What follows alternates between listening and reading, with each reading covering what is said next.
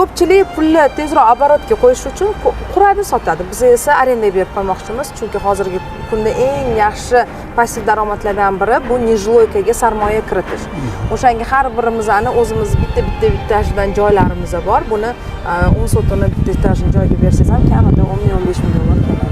Bu yerdan shaxsan siz o'zingizni o'quv masalalaringiz uchun foydalanmaysiz? Yo'q, biz bu yerga faqat arendaga beramiz. Chunki men hammasi o'z joylarim bor, o'zimning joylarim bor. Bu esa o'sha passiv daromad uchun qilinayotgan joy. Bu yerda birinchidan aeroportga juda ham yaqin. Bu bir. Ikkinchisi yo'lni shunday yuzasi, bemalol parkovkalari ham bo'ladi va uchinchisi arendani narxini unaqacha qimmat qilish niyatimiz yo'q. Hozir 1 kvadrat metr ofisimizning narxi o'sha sentr joylarda 25-30 dollar bo'ladigan bo'lsa, bu yerda unaqa qilish niyatimiz yo'q. Chunki odam doim aytadilar, 10 ta qo'lingni og'zingga solmagan, ozgina barmog'ingni siqsa ham yetadi. Shohid Ibragimova deb Instagramga Shohid deb mana shunaqa joyingiz olmoqchimiz arendaga deysa, yaxshigina chegirma qilib beraman.